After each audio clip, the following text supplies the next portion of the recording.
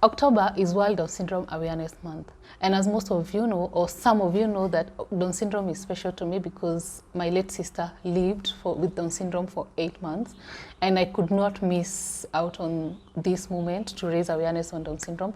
And that's why I have brought you a parent who has a child living with disability, Down syndrome to be precise. She actually has 2 children living with disability, but our focus today is going to be Down syndrome because of the World Down Syndrome Month. And so I will ask her to introduce herself. My name is Elizabeth Ochohi. I'm mother of 2 children, both living with disability. And today I would like to talk about my second born who has Down syndrome. The first one has cerebral palsy, but since this is a month for Down syndrome, I would like to speak about Down syndrome. So I'm happy to be here and even to tell the world about Down syndrome, and also to make awareness on what Down syndrome is and how it affects the families and the life of a parent. Thank you. Okay, so maybe you can start by telling us when Hadassah was born and when you received her diagnosis. Hadassah was born almost 3.5. She's now 3 and 7 months. And she was born with the Down syndrome. This I was told by the doctors immediately when she was born. Yeah. So at birth is when I was told that she has Down syndrome. Did you know what Down syndrome is at the time? Yes, I did. The fact that I have raised another one with cerebral palsy, it means that I have also interacted with children with different disabilities. Yeah. So I knew what Down syndrome is, and also, yeah, I think because of interacting with many parents during therapies and also during parents forums, I knew what Down syndrome is. So you knew what to expect and what that meant for you? Not really, because every disability is different, and they are all different. Like what a child with Down syndrome goes through, or the time that she takes to achieve her milestones, is different from a cerebral palsy. It's different from an autistic. So I didn't know exactly what to expect. The only thing I knew is what Down syndrome is. Yeah. Okay, so given that you have another child with a disability and now you received a second diagnosis, how did that make you feel? No. I felt bad. Yeah. I felt like God had cheated me another time. You know, I had trusted God to give me a baby, and I had prayed that God to give me a regular kid, because I had walked a journey with my son Caleb up to when he was 10 years. He's 14 years now. Yeah. And so I knew the challenges that I went through from day one up to that time. And so to me, when I was told that Hadassah has Down syndrome, to me now that meant another journey, beginning from 0 to now. So I knew it wouldn't be easy. And also I was like, I knew Down syndrome comes with other conditions like heart diseases, like holes in the heart and all that. So I was like, now I didn't know what to expect, because the only thing that the doctor told me was she has Down syndrome, and we have to like isolate her to the NBU and the nursery, and to do more tests on her to know now what else. Yeah. So to me, I was like, now, I didn't know whether now they'll come up with something else now to build that. And when the tests were done, does she have any other? No, the echo sounds was done, she was okay. Yeah. And all other tests were done, so she only had the condition. So that means she's able to lead a normal life with it, because she doesn't have any other complications. Yeah, normally they do. Yeah. Because they need therapy, like not like other regular kids where you like give birth to a child and expect in 6 months she's doing this and what. This one you don't know, because some delay and others some catch up, and yeah, so I like, for her, she has grown normally. This far tuko sawa, because she walked with almost 2 years, but we started therapy immediately when she was 1 month. So she could not like stand. Her neck was this, and high. And then yeah, she had issues. She could not walk at the right time as other children. And then her chewing, she had difficulty in chewing. Her breathing also had problems because she had adenoids. They were to be removed. So at 1 year, the adenoids and tonsils were removed. And so here we are. Now we are working on speech. So at 1 month, what therapy were you taking her to? Like the order of therapies, because you see, for you now, you did the early intervention. So what was the progression of therapies? What did you start with? I started with the legs and the jaws. So the doctor, the therapist was telling me that she's working on muscles and all that. So then the idea of starting the therapies that early was because I had walked another journey with the CP. The boy walked at 6, close to 7 years. So I was afraid that this also could like walk late, and I did not want that. So the doctor advised me to start it immediately. So I started therapy at 1 month there. Yeah, the ortho advised that first we work on the legs and the jaws. So we started on the legs, and we did for like 6 months, or once a week. So he would like massage the legs and massage the jaws. And then later, after the 6 months, she could now start. She could start on her own. So let me take you back to when the doctor said that your daughter has Down syndrome. Are there any physical features that they showed you, that they told you those are attributed to Down syndrome? Or how are they able to tell? In fact, when he told me that my daughter has Down syndrome, I could see it. Because what were the telltales? First I looked at the feet. There was a distance between these two and this one. You see? It's not like for a normal child. For a normal child, it's normally together, like almost. But when you look at her toes, they are like this. There's a gap. Yeah, this gap is bigger than for a normal kid. Not normal for a regular kid. Or a typical kid. Or a typical kid. So if you touch her palm, this is the palm, if you touch, it is rough. It is not as smooth as a baby's her age. And then her face. If you look at her eyes, she has those sunset eyes. Your eyes. And also this nasal bridge is flat, very flat, not like other children. And so we look at the ears. The ears are a bit lower than the regular baby. So if you look at this line here, you can see that her eyes are a bit lower. And now also that her facial profile is flattened. It shows. In fact, if you know Down syndrome, you will tell. But now, not many will.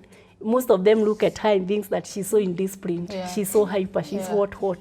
Because normally, if you don't know what Down syndrome is, huwezi jua haraka.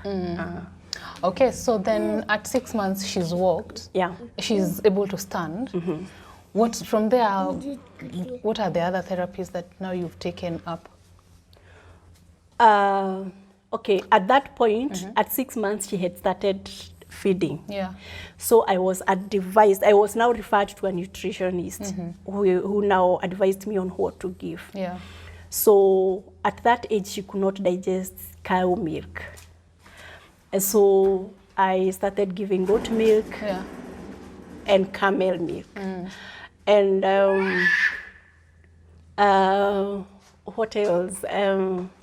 Feeding, I used to give marenge, I used to give potatoes, bananas. So now you're introducing her to hard foods. To hard foods and uji. So the things that I avoided was milk and wheat. Yeah. Okay. So did you have like to work with a nutritionist for a period of time, Mama? Once you were advised what to give her, that was it?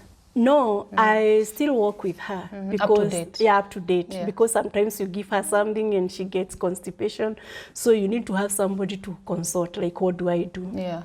And also, I am in this social gathering. What do you call it? WhatsApp support groups. Yeah, whereby now, if you see something strange or if she reacts to something like badly, so you call or text or ask a question in the group. So you are told, my baby behaved this way and this is what I was advised to do. So you do it. Or some will tell you that, no, don't try it alone, consult your nutritionist. Or if she's sick and you want to know that, have you experienced this? So you post it in a group like, this is what is happening to my baby. Who else has experienced this? So you'll either be referred to a doctor. We have doctors, or rather people have connections. Like, my doctor is so and so, you can consult him, you can visit him. Yeah, so that is how I've brought up Hadassah. Okay. So the place where let me take you back to the place where you said that sometimes she'll take some foods and she will have constipation. Yeah.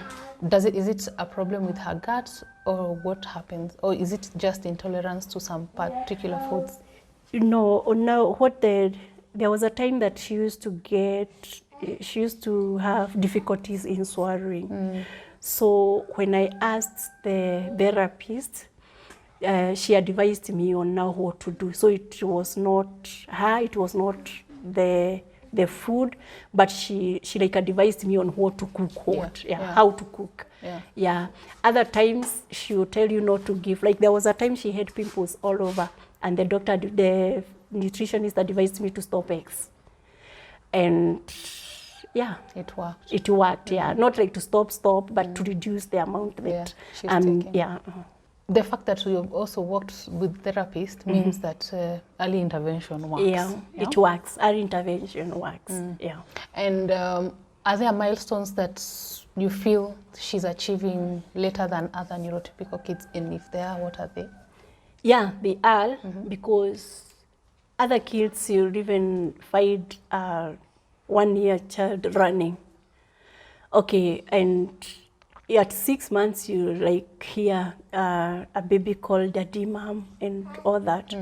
But you see, now she's almost 4 years and without speech. So that one she has not achieved. Their food, up to now, she cannot eat. Like, you expect a 3.5, 4 years old to eat food like a very and eat comfortably.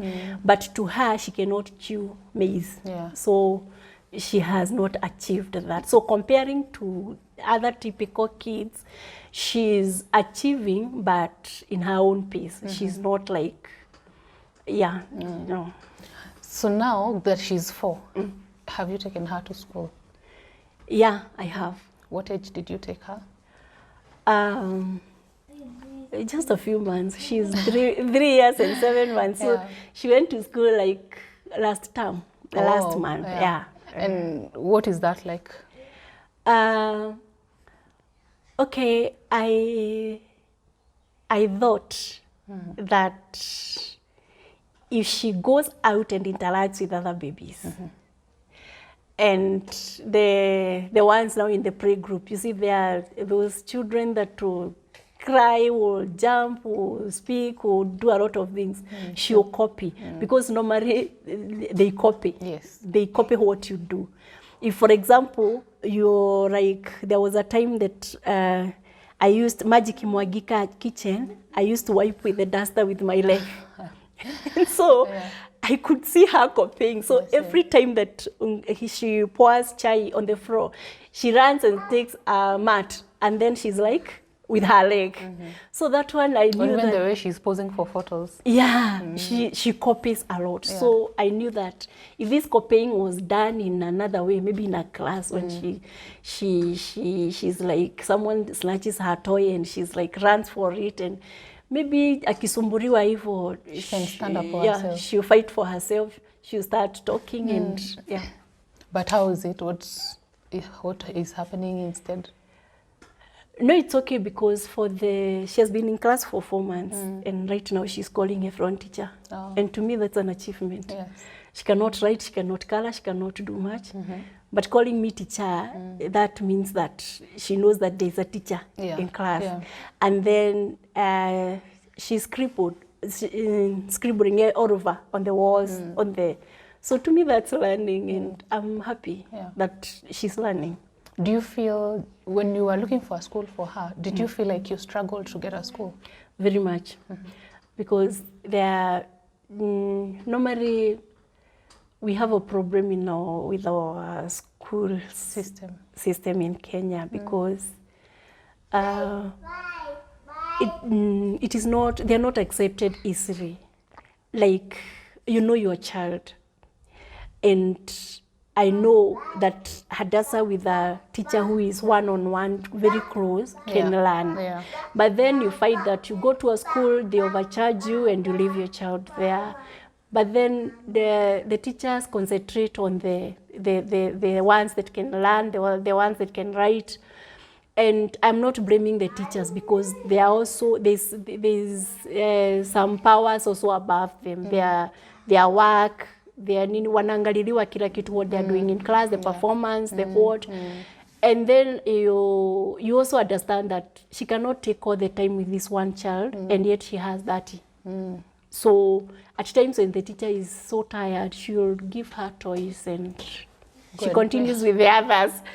So sometimes you feel bad, and at that time you also compare. Now you are like, if only my child was regular like these others, should get the attention that others are getting. Yeah. Like now Hadassah goes to school in diapers. So you see, now you cannot even complain, because this teacher has accepted to change her diapers. Yeah. You know. So even if she comes with nothing at the end of the day, you know that the teacher has helped. Yeah. At least amekushikiria, umeweza kwenda kibarua. So I wish that there could be, even in the same regular schools, we could have like a class for the slow learners. They start from her age. Like, this is a class for slow learners, and they have a teacher who can understand them. Yeah. A teacher who can walk their journey. A teacher who doesn't have like responsibilities of other regular children, like 30 and these are 2. Because of course atacha hawa wawili, kwa sababu at the end of the term performance yake inaangaliwa. Watoto wamefanya aje. And even other parents will complain like, watoto wetu wameanguka kwa nini? So I don't blame the teachers at all. Yeah. But generally she's treated well. She's treated well. Where she is now, she's treated well. Very well. Yeah. Okay, so you can't complain much. No, I cannot complain. Yeah, but what is in agreement is like there needs to be a system that provides accommodative there support. Need to be, as much as to advocate for inclusion in school and all that, hatujafikia a place whereby watoto wanaweza benefit like from her age. Because hatujafika hapo. Because we need a teacher who can walk their journey. A teacher who kazi yake is to concentrate on this with disabilities, with intellectual disabilities, learning disabilities, and concentrate on this without now having others. Like they're in the same class, but there is a teacher handling this. So health, when you look at your ability to access health for Hadassah, do you feel like you face challenges, or is it okay? Yeah, I have faced challenges because therapies are expensive. Not every parent can afford. And for those that you can afford, like now, let's say for the government hospitals, you go to hospital and you are so many, and so the therapist will not have like much time with your baby, and at times you go home without having attended because there are many and maybe there are few therapists. Time imeisha. And also now when you want to now try these private hospitals for therapy, they are very expensive. The speech therapies, there are very few. Like for my son, we stopped going for speech therapies when Hadassah was born because I thought Hadassah now needed more therapy than him, because he could walk. Yeah. But Hadassah, I didn't know atatembea lini. So I had to drop his therapies, the speech therapy, now to focus on Hadassah walking. Because of the cost. Because of the cost, yeah. For one session of speech therapy, what is the cost? The range? It's between 1,000 and 3,000. Yeah. So 1,000 depending now na kwenye umeenda. Yeah. Kenyatta is 1,000. I used to pay 1,000 for him. Yeah. There's this card that people with disabilities get. Yeah. Does it play any role in access to health, or what's its purpose?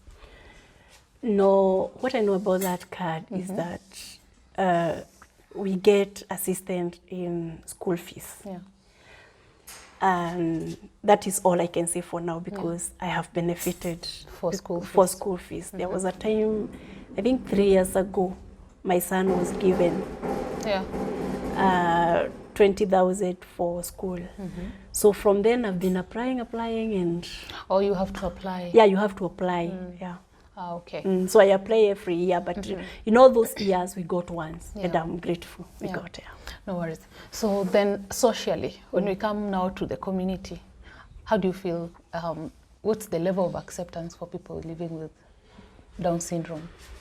Let me say that we need more awareness, because we are not like there, hatujafika mahali, because most of the times you feel rejected by the society, your own people, and this is only because they don't understand, because some say that disability comes now through witchcraft, maybe you sinned against God, and then people don't embrace those that are born in our society.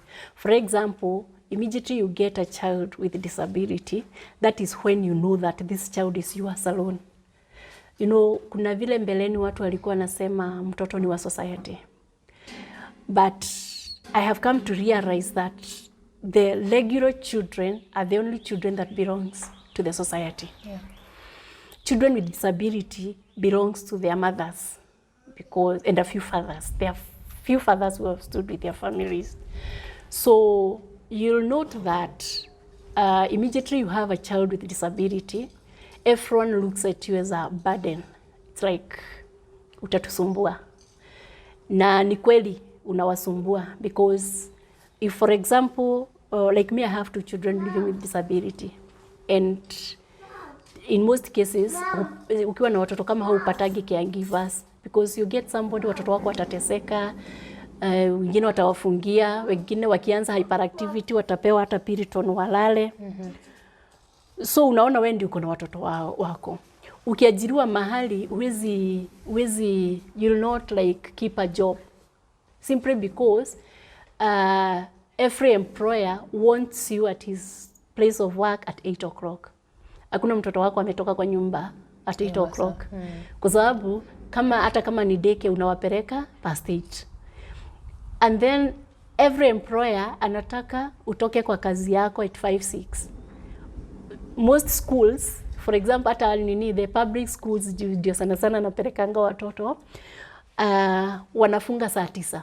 So by saa 9 na dakika 10 you're supposed to have picked your children and gone home. But the employer anataka ukue mpaka 3. 6. 6, yeah. 6, 5. And then unaona pia, like my son is epileptic.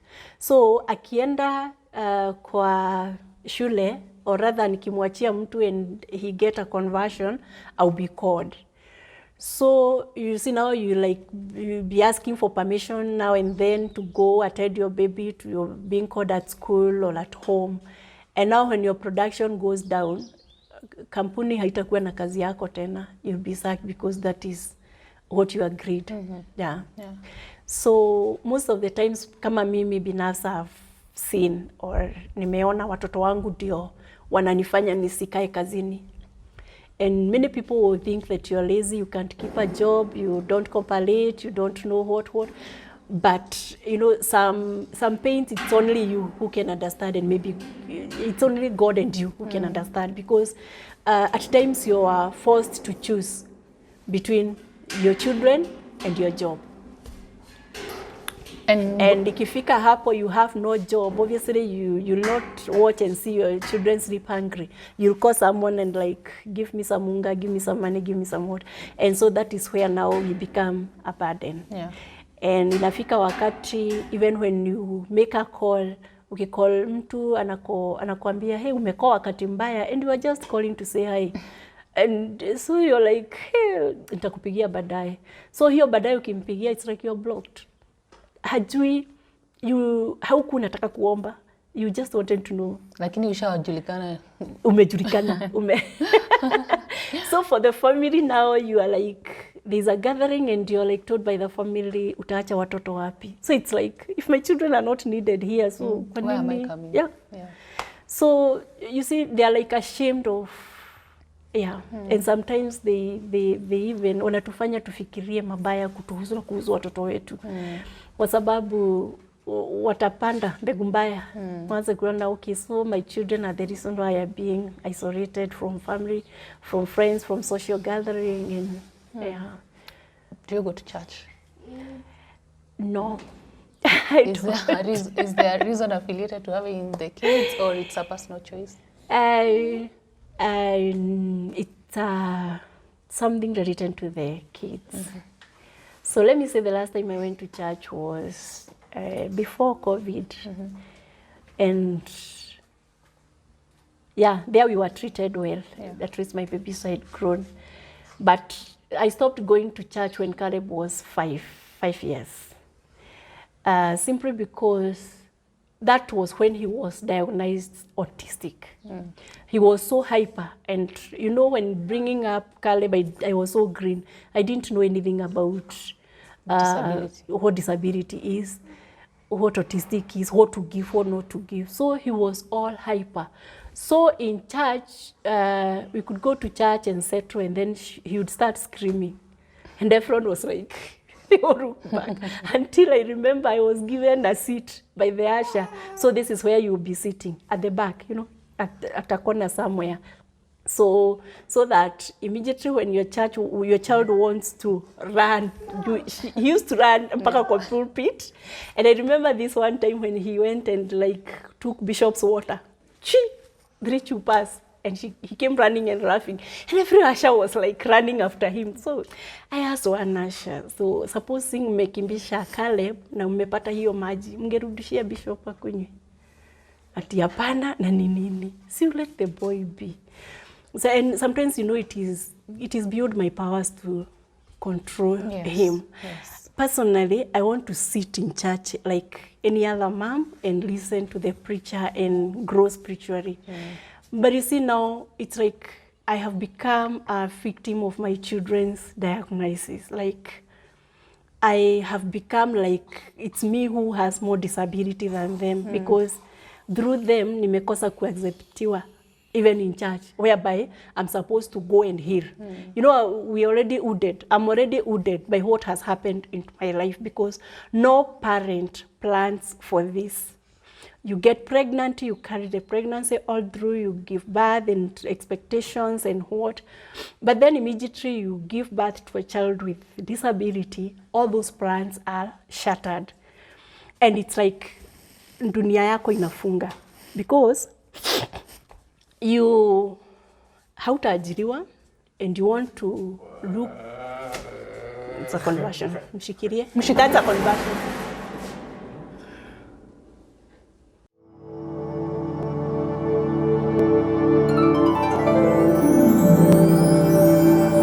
Okay, so Guys, sorry about that. We had to take a quick break.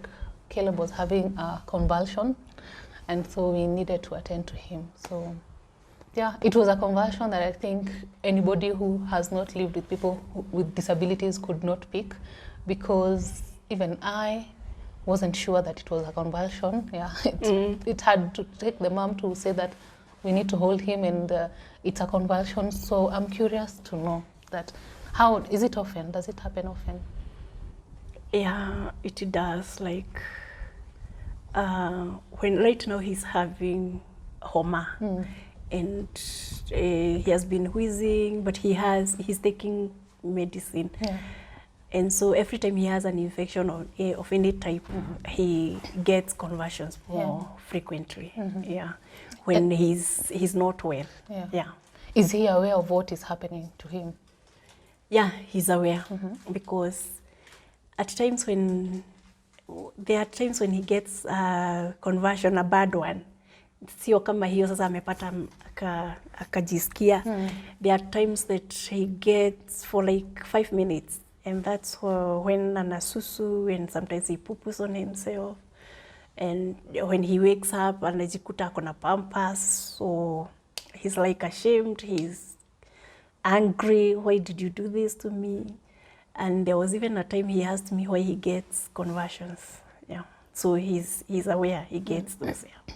So when he asked why, what did you say to him? Well, I didn't have an answer. I just told him that he's sick. So, you know, now you only explain things to what his he can age, understand. what he can understand. Yeah. So I just told him that he gets conversion because he's not well. He's sick. And so I don't know whether next you ask me where he's sick. Yeah. We'll just have to wait for the cue. Yeah, wait to answer that when he asks. Yeah. But for now, we are good. Like, I know that one day God will heal him and reverse the condition. Yeah. Yeah. So this is because he takes the anticonvulsions. Yeah. Can he stay without them?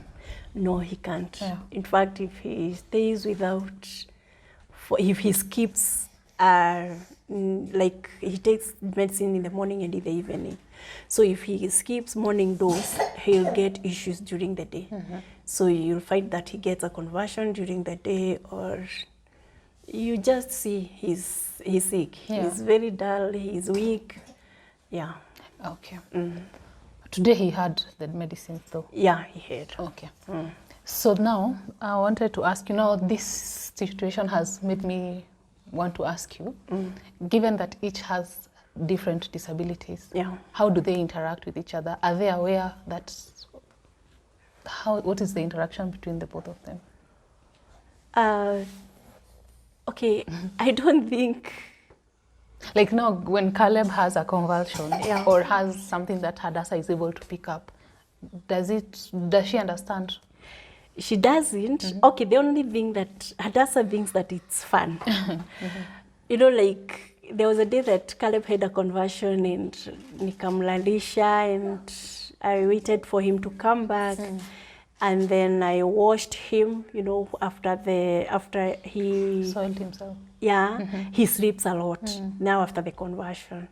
And now you have to put him diapers so that he'll not soil everything that, So Hadassah was there. In fact, she was on my back because if you cannot like let her, you cannot set her free when you're having such, because you don't know for how long you'll take with him.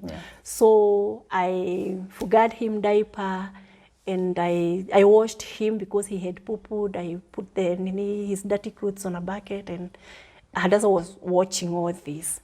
So after that, Hadassah decided to have her feet herself. So she also decided to have a conversion. And so there she was. She fell and she started making noise. And I looked at her and I was like, oh my goodness. So I also attended to her. And changed her diapers and made her sleep. And they all slept. So I don't know. I don't think Caleb knows that Hadassah has a condition. And I also know that Hadassah doesn't know about Caleb's condition. Because when Hadassah sees Caleb drooling, and I'm like, remind Caleb, wipe your mouth, Caleb, swallow your saliva. And Hadassah now tries to make hers fall. You know, it's like monkey see, monkey do. So I don't think, they think it's fun. So, yeah, we try to be happy and we cannot cry forever. That's true. So she doesn't. Caleb also doesn't know whether Hadassah has Down syndrome. Rather, he doesn't even know what Down syndrome is. Okay. Himself, he doesn't even know he has a condition. The only thing he knows that anaanguka and anakunywa madawa, of which now ameanza kukata. So unless now you start there and make sure he has swallowed and tell him to like panua mdomo nione, he will not swallow. And if you grind it in food? The doctor told me that I should not like crush epilim, but carbamazepine I can.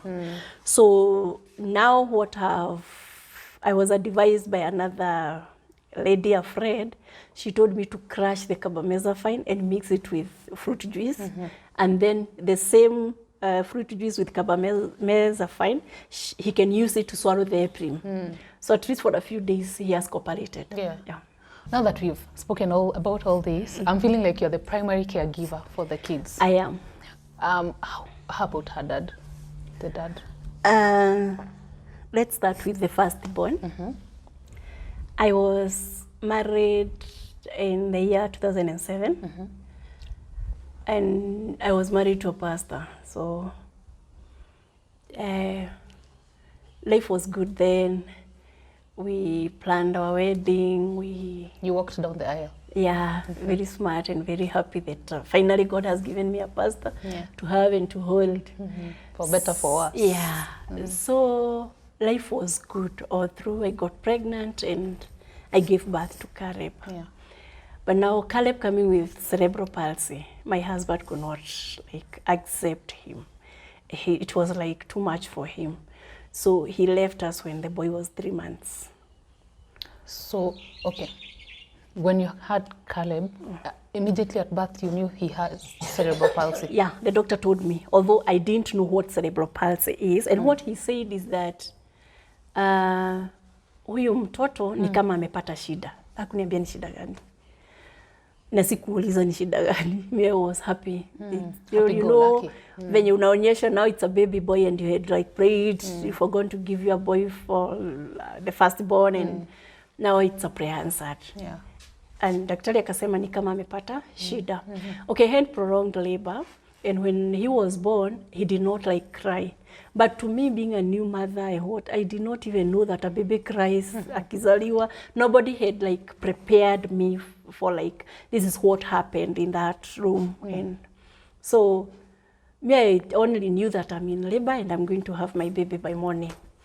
But now it went like 2 days in labor. And yeah, it was almost 2 days, like let's say 18, 20 hours. And I, when he was born, he did not cry.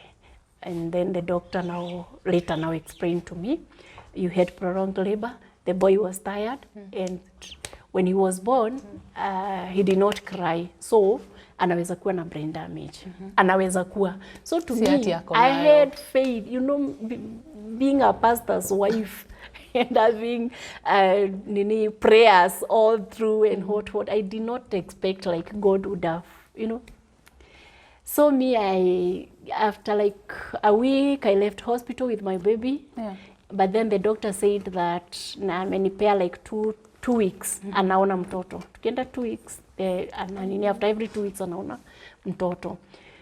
So now everyone in the family, tulikuwa tunaishi kwa boma moja na mother-in-law, sisters, tulikuwa tumejenga kwa boma. So like, walikuwa wanashanga huyu mtoto anapelekangwa 2 weeks. Umeona kitu kama hii. So me, I was like afraid kuambia. Did your husband know? Sikumwambia immediately. Oh, you kept it a secret? I kept it a secret. Because nilikuwa nawasikiza wakiongea and I knew hawa hawangekubali disability, kwa sababu hata tukiwa hapo walikuwa wanaongea hapo, nilikuwa nimeolewa, kulikuwa na watu wako na disability. There was also a man in the family alikuwa na disability, mental disorder and all. So walikuwa wanaongea vibaya sana kumhusu, na walikuwa wanaongea vibaya sana kuhusu watoto wako na ulemavu huko kwa vijiji. So now when the doctor said that, and after now the second visit akaniambia kabisa that the boy had cerebral palsy, I was like, no, I'm not the one to break the news to the family. So I asked the doctor, now do this, I know ile familia nimeolewa, why don't you call them, utuambie hata kama utaita wawili, utuambie tukiwa pamoja, because wakijua hata nilijua from day one that the boy has a disability na sikuwaambia, it will be bad. So he told me, okay, I'll call them. Nikamwachia namba ya mzee, akampigia, akamwambia ani accompany next week clinic na wakuje na the mother or the dad ama both. Now tukaenda wote. So mlienda wewe, bwanako na mother-in-law na father-in-law. Tulienda father-in-law, mother-in-law, mimi na bwanangu na sister yake. So tukaenda hospitali, and in the office the doctor akadisclose na akawaambia mtoto kama huyu kukua ni 50-50. He explained to them about cerebral palsy and how anaweza kuwa in a wheelchair ama anaweza tembea. So the doctor tabled it the way iko. Marriage ilishia hapo. Kwa daktari? Hapo kwa hiyo office. Hata mkwenda nyumbani. What was the reaction? Kila mtu alishangaa, like no, haijawahi sikika kwetu. Lakini hawakumbuki yule mwenye wako naye. Hawakumbuki, haijawahi. So my husband na the dad wakaenda njia zao, and then later tukatoka, Mave ndiye alibeba mtoto and the sister-in-law ndiye alikuwa anaendesha gari. Tukarudishwa nyumbani. From there niliwekwa kwa nyumba yangu na nikakaa for 2 weeks. Bwanangu hakurudi pastor. Nikaulizia church, hajakanyanga. So it's like now the news were all over, but now hakuna mtu aliweza kusema ni mtoto amefanya. So mtoto bwanako hakukuja home? Kanisa hakupreach for a week? He was an associate pastor. He was not like the bishop. There is the bishop, and other associate pastors. Yeah, he was one of those. So wewe ulikuwa tu unakaa nyumba yako na mtoto wako? Mimi nilikuwa nakaa nyumba yako for 2 weeks. Hakuna mtu aliniongelesha kuhusu anything. And then tukakaa like for the third week ndio sasa alikuja. Wakati alikuja, he was like he said that he needed a meeting. Sisi wote. Nikauliza sasa meeting ya kudiscuss nini? Ati we need to discuss the boy. So mi nikashindwa, hapana, mi already gone through enough trauma, and so mi siendi kwa hiyo meeting kwa sababu hata nikiongea nitaongea nini? Hao ni wengi, mi niko peke yangu na mtoto ni wangu, so sikuenda. So from there maisha akaanza kuenda, hakuji, mara anakuja hivyo. But now at 2 months the boy got a conversion. I think it was a coma because alikaa bila kuamka. For how long? Tulienda Kikuyu Hospital, tukatumwa Kenyatta. So when tulienda Kenyatta, he was admitted na tukaa kwa hospitali for almost a month. So after like a whole week hakuamka. Alikuwa tu ana breathe and alikuwa anawekwa kwa machine. So after alipoamka na akatibiwa na akaonekana ako sawa, tukaambiwa turudi tukadischargiwa yani. Kurudi sasa ndio nikakuta nyumba hakuna kitu. Everything was like ilichukuliwa. So sijui bwanangu alihama na nini? Ulipata amehama? Amehama na vitu zote. Ni kwao, lakini amehama, ameenda kukodesha. So I don't know what he carried and what the family shared among themselves. So wewe ulijipata tu na nguo zenye umetoka hospitali? Nilijipata na nguo zenye nimetoka nazo hospitali. Nikakuta kulikuwa na notification ya mtoto. Alikuachia hiyo? Kulikuwa na ring yake ya harusi na marriage certificate. Those are the 3 things niliachiwa kwa stool mahali. And that was the end of the marriage. So, but as we speak right now, legally you're still married, you haven't divorced? Yeah, I'm still married. I don't know how. Just okay. Sasa wewe sasa vile umetoka na mtoto Hosi, ulirudi kwenu, ulilala huko, ulifanya nini? Sasa mimi singerudi kwetu. Unajua sasa I could not go home because niko na mtoto na huyu mtoto wako na ulemavu na sijui kesho yake itakuwaje. And now I was like, this is where I belong, kwa sababu nimeoleka hapa na niko na nyumba yangu. So mimi nikasema as long as hawatanisumbua, nitakaa na mtoto wangu nimlee. So I stayed 1 year down the line. Nika mwaka mmoja peke yangu kwa hiyo boma, nikituziwa, nikifanyiwa madharau nini. Anakujanga? No. Anakuja wakati siko, nimeenda kibarua. So akirudi anakuta, nikirudi sasa ndio nasikia alikuwa hapa. Unapitana tu. Yeah, so after that life was difficult there, you know, living with your in-laws na bwana yako ametoroka and everyone knows that you are the reason, hata si mtoto wewe. So life was difficult. Nikatoka nikaenda na mtoto wangu. Nikaanza kuhustle vibarua because already nilikuwa nimefutwa kazi factory yenye nilikuwa ninafanya. Mimi ni fundi wa nguo. So I used to work in a factory. We used to make panties, bras, night dresses, hizo vitu. So obvious kama mtu amemaliza maternity leave arudi kazi inaisha. So after that nikaanza vibarua, kulea mtoto. Nikaanza kwenda kwa seminars za venye unaweza lea mtoto mlemavu, forums hizo, kujua wazazi wengine wanapitia nini. Na miaka ikaenda hivyo, Kaleba akakuwa mkubwa. Ninapata kazi, ninafutwa, napata ingine, ninafutwa. Nimefanya kazi hii Kenya, nimefanya kazi sana. Yeah, and every time nikisakiwa it's about him because I remember there was a boss alisema your file looks more medical, a medical file than a working file. Why? Because every time nikiomba ruhusa naenda therapy every week inawekwa kwa file. Nikiitwa hospitali tuende, nikiitwa home tupeleke mtoto hospitali, ninakuja na hiyo barua ya kuoneshana ni kweli nilikuwa hospitali, inawekwa kwa. So my file was this big na sio performance ya kazi. So yangu ilikuwa inakaa ya hospitali. So miaka mingi sijaiweka kazi, but nikienda kazi I thank God because at least wamenipea nafasi na nimefanya. Yeah. So nimekwama hapa when you got married, how long did you stay before you got pregnant? I got pregnant immediately. So hata haukuenjoy ndoa yako? No, as in nilipata mimba honeymoon. Yeah. Oh, okay. Hey. Na has he ever felt the need to reach out kujua mnaendelea aje ama ilisha hivyo? Ilisha because alianza familia ingine. Oh. Na I remember when he was 2 years, maybe 2.5, and life was like difficult.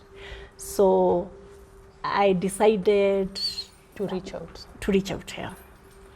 And then I was like told, no, after all, kwa familia yangu hakunanga watoto kama hao. Even my mother knows, even my grandmother, what. So me I decided his story inaenda vibaya. So nikaamua kumpeleka kwa watoto. You know the offices za watoto. Now, sikujua naenda kumreport kwa one of the cousins, one of the family members, ndiye alikuwa kwa ofisi then. Hiyo story iliendanga hivyo. So hata hukusaidika? Sikusaidika at all. And so I decided, okay, ukipata mtoto mlemavu ni wako. Na Hadasa. So now, that is when Caleb was like 10 years, he was 9 years. So I decided, yeah, I've waited for this man for 9 years. 9 years, and he has not even come back. Hata hakuna dalili. And he moved on. Now he has 2 children with the other wife. And in fact, he married a lady that I knew. Kabisa. Afraid. No, okay, she was not like really afraid, but she alikuwa a church member. Alikuwa kwa praise and worship. Alikuwa, so this is a lady that I knew kutoka kwa ubali, you know, venye unajua tu. Well, I don't know about that bit because niliacha kufuatilia how he's doing or what, right? So now, what was I saying? That kwa Hadasa. He moved on. Yeah. So I also decided to move on and got into another relationship and got married, like not like married or what, because I'm not yet divorced. So it like tukaka pamoja, and that how Hadassah was conceived and born. So by that time when Hadassah alikuwa nazaliwa, I had gotten a job at Jacaranda School as a caregiver, because now through bringing up Caleb, I decided to enroll myself in courses as a caregiver, and so I have like so many certificates. So nikaandikwa as a caregiver at Jacaranda School. And so that is when now maisha imejipanga, nimepata kazi na mtoto wangu anasoma in the same school. So I decided that was now before Corona. Maisha imesettle. Maisha imesettle, so I can as well have another baby. My idea was I get another baby so that at least when I'm not there, and God forbid I'm not siendi haraka, so at least Caleb will have a sibling. Caleb will, see, the girl will like take care of Caleb, because I was very sure 100% that I'm giving birth to a regular baby. So I knew that Hadassah would take care of, or whoever, whether a boy or a girl, would take care of Caleb. So I got pregnant, I gave birth to Hadassah, and now that is when the doctor now said that. So all that time we were okay. As now a husband and wife, nimeenda kuzaa. Na Caleb then alikuwa boarding school. So mimi nikaambiwa na daktari, so na mimi nikamwambia. So in fact I waited for him to come, because sikuwa nalitaka kumpigia simu. Akuja hospitali sasa hospitali aone na pengine aende nursery aone mtoto. And that period of you're waiting for him to come and see Hadassah, were you afraid? I was very afraid. I was first when I gave Hadassah and the doctors told me that Hadassah had Down syndrome. I could not like absorb that. Like how? Because I was like, God, unawezaje nifanyia hivyo? I have another baby at home with cerebral palsy. And now this one. So it was like too much for me, and I was like temporarily mad. The doctors and nurses wangeniambia niende nikanyonyeshe mtoto, like nawambia mimi sijazaa, I'm not yet. Yeah, I'm still pregnant. So like I had lost it kabisa. And twice nilifikiria kutoroka. Nikaacha Hadassah vizuri, and then nikajiwekelea leso nikatoka. I did not know that someone was watching me, like kufika kwa gate narudishwa. So I went back to the doctor and asked the doctor, now, what do you do to abandoned children? Because I wanted to abandon her, but I wanted to make sure that she's okay, she's in the right hands. Sikuwa namuacha ateseke, nilikuwa namuacha because I felt there is a mother outside there who can adapt her and give her a life. Because the journey with Caleb was too much. And now ninaanza ingine, singeona yani. And then I did not even know ataongea lini, atatembea lini, maisha itakuaje nini. Uliona tu kirudia the same journey you have been through. The same journey. But through now the doctors in Kenyatta, I want to thank God for doctors in Kenyatta. Walijaribu. They treated me well. They cancelled me. They were like made sure that I am okay to go home. And they really encouraged me until nika accept mtoto wangu. And so I went home and we started another journey. Baba hajakuja. Tulikuwa tunamngojea akuje. Baba hajafika. So akafika. Nikamwambia, akaniuliza kwa wapi mtoto. Nikamwambia mtoto wako nursery. Why? Nikamwambia because alizaliwa na condition. Na wakaona wamwisolate because they don't want to expose her kwa ward asipate magonjwa ingine kabla hawajafanya test wajue. So akaniambia condition gani? Nikamwambia Down syndrome. Akaniuliza Down syndrome ni nini? Nikamwambia hebu chukua simu yako uende kwa Google uandike Down syndrome, itajileta yote. I didn't have strength, the energy to explain. Like alinishika mkono hivi, akanishikisha pesa hapa, akaniambia sasa Eliza, fikiria sana, ni kwa nini Mungu anakupea watoto kama hawa. Niliona giza mchana. Like hiyo na ikaisha hivyo. nilienda nikaangalia tu ile pesa nilikuwa nimewekewa hapa, nikaona it was 1,000 shillings. Na kwa sababu nilikuwa nashinda singeirarua because I wanted like, lakini nikakumbuka niko na hitaji. Sasa hiyo mmelipa bili ya hospitali ala kupea 1,000? Hajalipa but nilikuwa na NHIF. Yeah. So nikashindwa huyu mtu sini amekuja hata kutoa damu ilio nini in case of anything.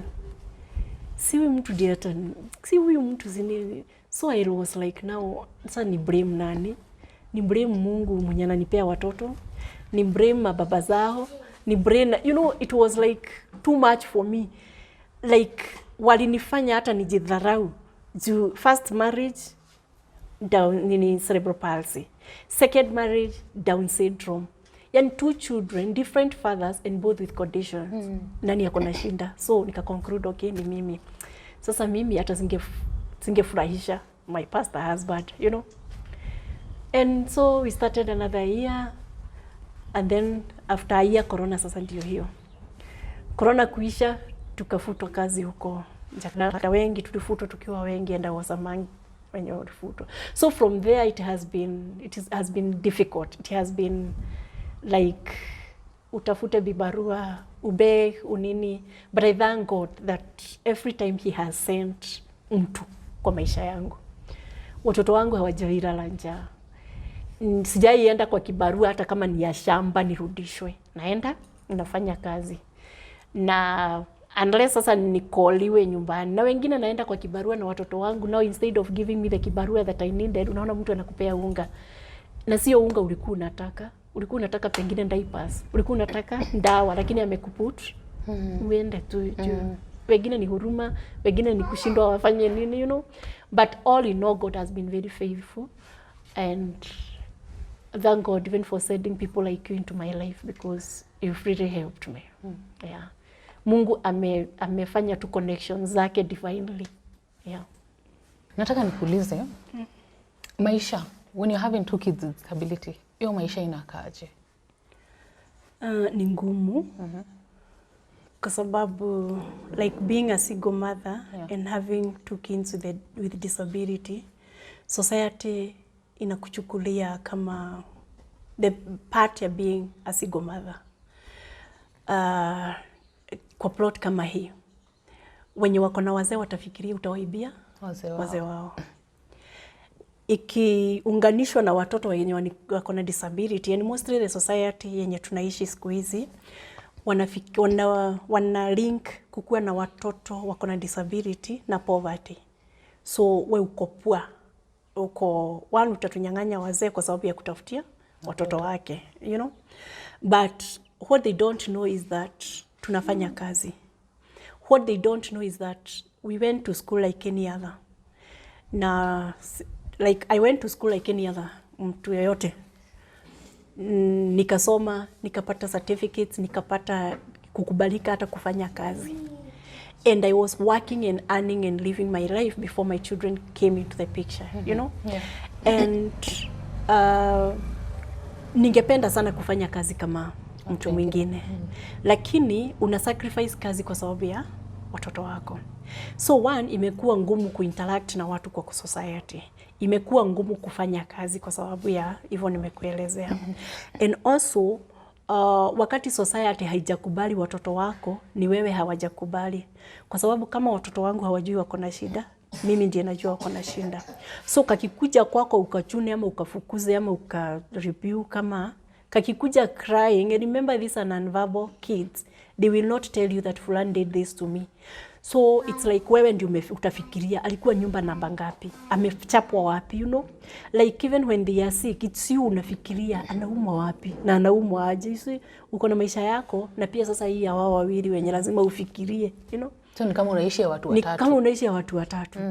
So at times you also wish that kuna mtu maybe atatoka akuje, maybe achukue watoto maybe for a weekend, aende tu nao upumzike. Sio kwa sababu unawachukia, but you are so tired na unajua kuna ile burnout, fatigue inakujanga na like this is too much. Sometimes mtoto anakuita you feel like screaming, you know, unajicontrol juu mtoto sasa ukiscream hata At times unawafungia kwa sitting room, unajifungia kwa room nyingine ukae tu, you know. There are other times that you even cry like nilifanya nini? You know, sisi ni binadamu, hata kama tunakubali ya kwamba wameumbwa na in the image of God and what, we are human beings. So imekuwa ni maisha ngumu, maisha lonely, because unaishi na watoto wako wenye hawakuongelesha. Hakuna siku atakwambia kitu ina maana. Hawakuongeleshi, that is tuseme hivyo. Kila mtu ako na maisha yake. Na sometimes unafikiria, I wish naweza kuingia kwa maisha ya Caleb ama maisha ya Hadasa, at least for 5 minutes, nijue wanasikiangaje, wanafikiriaje, when they cry and shout, wanasema nini, you know.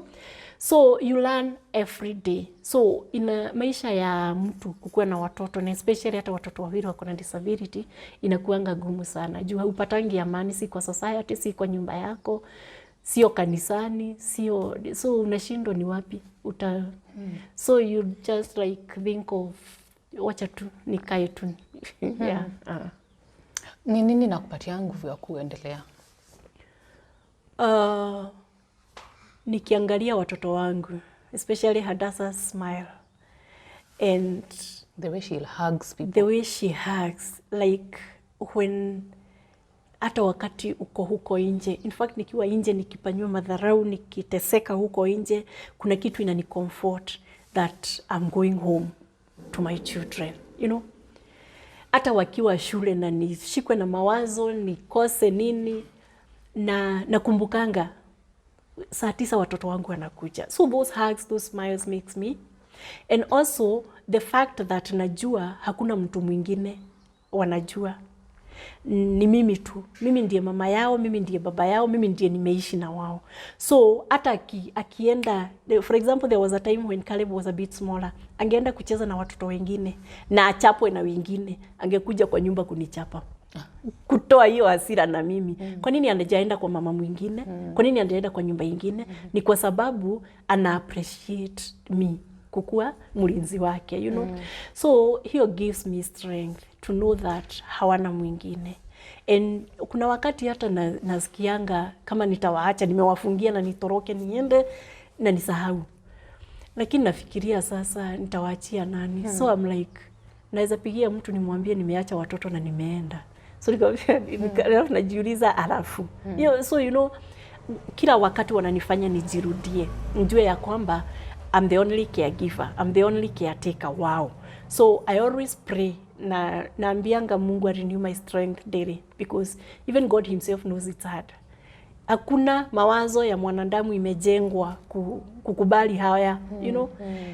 We are not built like kuchukua, tuko na limit. So I'm also limited as a mother. Sometimes I do wrong, even bringing them up.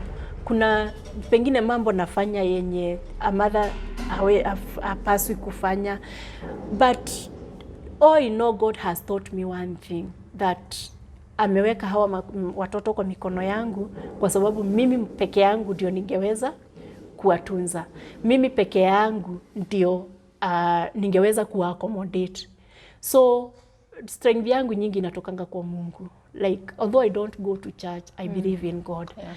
And I know that God is able even to reverse their conditions. God is able even to remove the sufferings from our lives. Most of the times najikuta nikiomba Mungu aondoe kama ni hizo magonjwa, kukosa, nini, na tupee tu maisha mzuri. Tukae tu. Hata kama hatutakuwa na mambo makubwa, wacha tuondolee the sufferings so that we can enjoy life like any other. So I always tell people, before judging somebody, just walk in her shoes. Fikiria huyo anapitia nini, because naweza kukuja tukutane na wewe na tunajuana nikupite tu, ama unisalimie nisisikie.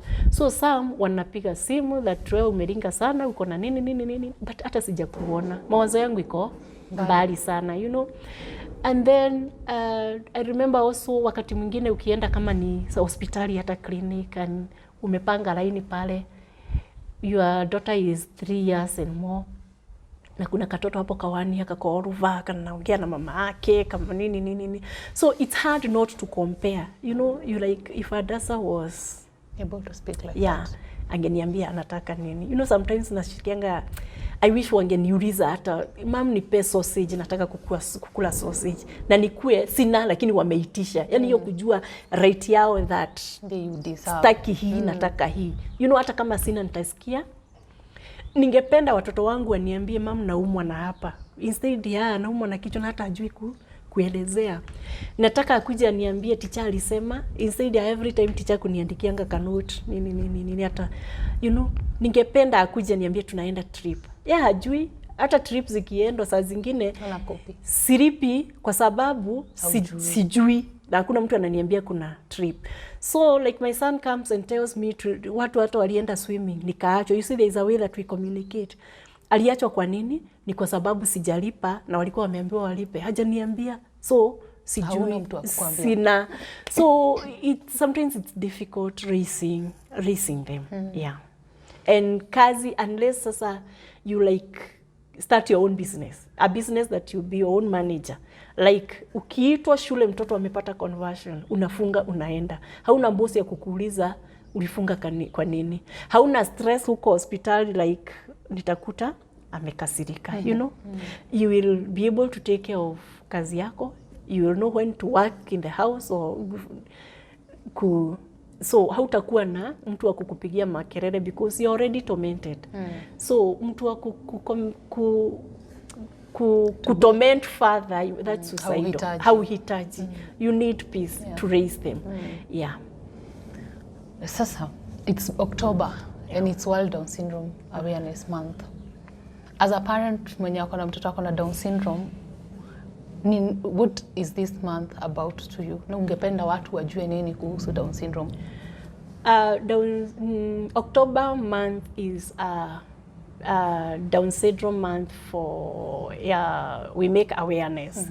Like we educate people on Down Syndrome because it is important that people should know that there's a condition like this, so that hata kama kuna mtoto in the society that maybe utaona features zake na pengine uone akibehave funny na hujui, unafikiria tu katoto kako indisciplined or what. Lazima to make here awareness so that people will be aware that there is such. So even when you meet or a child is born with Down syndrome in your family, you will know how to handle her. You will know that it is not that she's indisciplined, but there is something ndani yake inamfanya behave differently from other kids. And also to make sure that it is also known that the Down syndrome is not like the end of life. It is not a death sentence. They grow. All they need is love, acceptance in the society. All they need is that we nurture the talents in them because they can become people. And like to see, like uko na watoto wengine wenye hawana conditions na umepata huyu with Down syndrome. Don't so much concentrate on others. Unaacha huyu kwa sababu akona learning disability. She also can achieve and anaweza kuwa mtu wa kujitegemea. So our awareness ni just to make people know that tunaweza intervene and there is hope even for this. We have come to the end of our interview today, and as we keep repeating, October is World Down Syndrome Awareness Month, and the theme of this month is inclusion. So for us as Geuzawazo, inclusion means having the right information that will enable you to make the right choices or to treat people with disability as your peer. You see beyond the disability, so that we are able to allow them to live a quality life within our society without having them to mask or hide their disability. So if you have any questions, leave them in the comment section. And if you feel that there is a topic that you would love covered about any disability, let us know and we'll be sure to get back as soon as we can. Until then, make good choices.